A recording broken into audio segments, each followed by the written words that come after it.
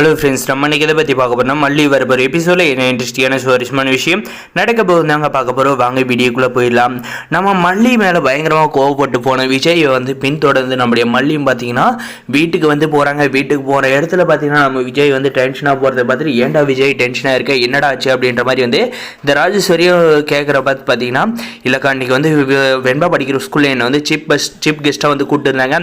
அந்த இடத்துல என்னை பெண்களை பற்றி பேசுனாங்க. நானும் சுயமரியாதை, பெண்களோட சுயமரியாதை அவங்க எப்படி இருக்கணும்ன்றது எல்லாத்த பற்றி நான் பேசியிருந்தேன். மறக்காது நம்ம சேனலை சப்ஸ்கிரைப் பண்ணுங்கள். அதில் ஒரு லேடி திடீர்னு எழுந்து, நீங்கள் எல்லாம் சும்மா வாயில் பேசுகிறதுக்கு மட்டும்தான், உங்களுடைய குடும்பத்தில் இருக்கிறவங்கள அப்படியெல்லாம் நடத்த மாட்டீங்க அப்படின்ற மாதிரி சொன்னாங்க. நான் என்ன அப்படின்னு கேட்டதுக்கு, உங்களுடைய ஒய்ஃப் என் வீட்டில் சமைச்சு போட்டு காசு வாங்கிட்டு போயிருக்காங்க, அது தெரியுமா அப்படின்ற மாதிரி கேட்குறாங்க. அதாவது நம்முடைய மல்லிக்கு பார்த்தீங்கன்னா எந்த ஒரு சந்தர்ப்பம் அந்த இடத்துல சொல்கிறதுக்கான வாய்ப்பே இல்லைன்னு தாங்க சொல்ல முடியும். அதுக்கு புரிஞ்சிக்காத நம்ம விஜய் பார்த்தீங்கன்னா தாம் தூம் குதிச்சு அவமானம் உன்னை தவிர வேறு யாரும் தெரியும் கொடுக்க முடியாதுன்னு சொல்லிட்டு கிளம்பி இந்த விஷயத்தை எல்லாம் இந்த ராஜேஸ்வரி கையில் சொல்கிறாங்க.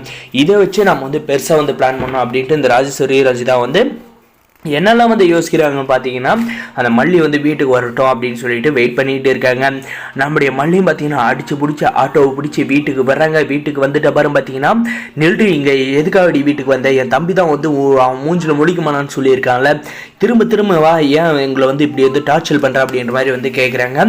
நான் சொல்கிறத கேளுங்க விஜய் அப்படின்ற மாதிரி நம்முடைய மல்லி சொல்கிறாங்க. ஆனால் பார்த்தீங்கன்னா நம்ம விஜய் காது கொடுத்து கேட்குற நிலைமையிலே இல்லைங்க. நான் அதுக்கப்புறம் பார்த்தீங்கன்னா நம்மளுடைய ராஜேஸ்வரி பார்த்தீங்கன்னா, ஏன்டி உனக்கு காசு இல்லைனா எங்ககிட்ட கேட்டு வாங்குறதுக்கு என்ன, நாங்கள் தான் கேட்டு வாங்க சொல்லியிருக்கோமே, உனக்கு கௌரவ குறைச்சல எங்ககிட்ட காசு வாங்குறதுக்கு அவ்வளோ திமிருடி உனக்கு, அவ்வளோவும் எங்களை வெளியில் போயிட்டு வீட்டில் அசிங்கப்படுத்த பார்த்தாலும் நீ வீட்டுக்கு வெளியாகவும் போயிட்டு எங்களை அசிங்கப்படுத்துகிற. என் தம்பியை எவ்வளோ பெரிய ஆள், இந்த சிட்டியில் எவ்வளோ பெரிய பிஸ்னஸ் மேனு, அவனை இப்படி அசிங்கப்படுத்துறதுக்கு உனக்கு எப்படி மனசு வந்துச்சு அப்படின்ற மாதிரி எல்லாம் சர மாதிரியே கேள்வி கேட்குறான். ஒரு பக்கம் இந்த ரஞ்சிதா பார்த்தீங்கன்னா, ஏன் மல்லி இது வேலைக்கு போகிறன்றது பரவாயில்ல, ஏன் அதை ஒரு வார்த்தை வீட்டில் சொல்லியிருக்கலாம்ல, வீட்டில் வேலைக்கு போகக்கூடாதுன்னு வீட்டில் இருக்கிறவங்க சொல்லியிருப்பாங்கல்ல, உன் பாட்டுக்கு முடிவு எடுத்துட்டு உன் இஷ்டத்துக்கு எல்லா வேலையும் பார்த்துட்டு இருந்தா அப்போ வீடுன்னு எதற்கு இருக்குது அப்படின்ற மாதிரி கேட்குறாங்க. உடனே அங்கே முடிஞ்சு அப்படியே மறுபடியும் ராஜேஸ்வரி, இவளுக்கெல்லாம் எங்கே இருக்குது மூளை இருக்குது ரஞ்சிதா, இவளுக்கெல்லாம் சுத்தமாக மூளையே இல்லை,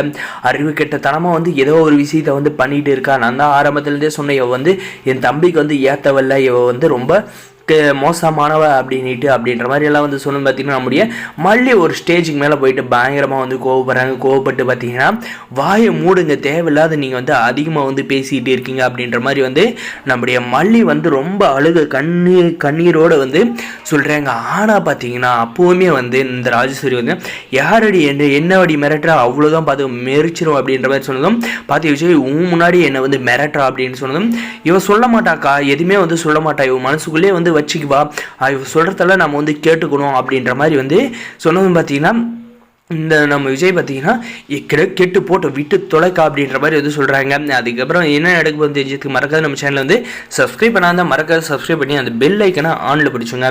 அப்போ தான் நம்ம போகிற வீடியோ எல்லாம் உங்களுக்கு நோட்டிஃபிகேஷனாக வருங்க. தொடர்ந்து நம்ம சேனலை வாட்ச் பண்ணுங்கள்.